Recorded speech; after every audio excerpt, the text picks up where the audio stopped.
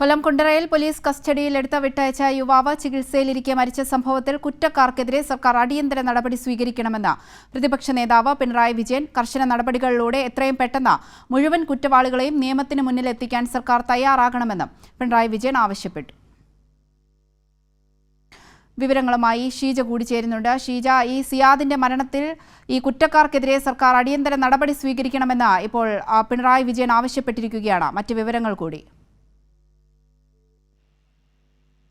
ക്രൂരമർദ്ദനമാണ് സിയാദിന്റെ മരണത്തിന് കാരണമെന്ന് കുടുംബം പരാതിപ്പെട്ടിട്ടുണ്ട്. സിയാദിന്റെ വാരിയലിൽ പൊട്ടിയതായി ഡോക്ടർ അറിയിച്ചു എന്നുള്ള കാര്യം ഭാര്യയുടെ പരാതിയിലും പറയുന്നു. ജീപ്പിൽ കയറ്റുമ്പോൾ തന്നെ പോലീസ് മർദ്ദനം തുടങ്ങിയിരുന്നു എന്നുള്ള കാര്യമാണ് ഇപ്പോൾ സിയാദിന്റെ ഭാര്യ പരാതിയിൽ പറയുന്നത്. അപ്പോൾ ഇതിൽ കൃത്യമായും പോലീസിന്റെ ഭാഗത്തു നിന്ന് ഉണ്ടായ വീഴ്ച തന്നെയാണ് സിയാദിന്റെ മരണത്തിലേക്ക് എത്തിച്ചിട്ടുള്ളത് എന്നുള്ളതാണ് മനസ്സിലാക്കാൻ സാധിക്കുന്നത് എന്ന കാര്യമാണ് പ്രതിപക്ഷ നേതാവ് പറയുന്നത്. അതുകൊണ്ട് തന്നെ ഇതിൽ സർക്കാർ അടിയന്തരമായി തന്നെ ഇതിൽ നടപടി സ്വീകരിക്കണം കുറ്റക്കാർക്കെതിരെ എന്നുള്ള കാര്യം തന്നെയാണ് പ്രതിപക്ഷ നേതാവ് ആവശ്യപ്പെടുന്നത്.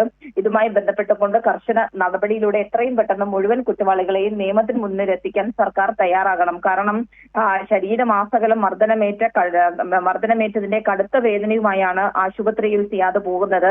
കൊല്ലം ജില്ലാ ആശുപത്രിയിൽ വെച്ചാണ് വാരിയല് തകർന്ന് ഇൻഫെക്ഷനായി എന്നുള്ളതും കണ്ടെത്തിയത്. തുടർന്നാണ് തിരുവനന്തപുരം മെഡിക്കൽ കോളേജ് ആശുപത്രിയിൽ പ്രവേശിപ്പിക്കുന്നത്. അപ്പോൾ ആ രീതിയിൽ ക്രൂരമായ മർദ്ദനം പോലീസിൽ നിന്നും ഏൽക്കേണ്ടി വന്നു എന്നുള്ള കാര്യം അത് ഭാര്യ പരാതിയിലടക്കം പറഞ്ഞിട്ടുമുണ്ട്. ആ ഒരു പശ്ചാത്തലത്തിൽ തന്നെ അതിൽ ഒരു തരത്തിലുള്ള വീഴ്ചയുമില്ലാതെ തുടർ നടപടി സ്വീകരിക്കാൻ ആഭ്യന്തരമന്ത്രി തയ്യാറാകണം എന്നുള്ള കാര്യം തന്നെയാണ് ഇപ്പോൾ പ്രതിപക്ഷ നേതാവ് ആവശ്യപ്പെടുന്നത്. ശരി, ഷീജയാണ് വിവരങ്ങൾ നൽകിയത്.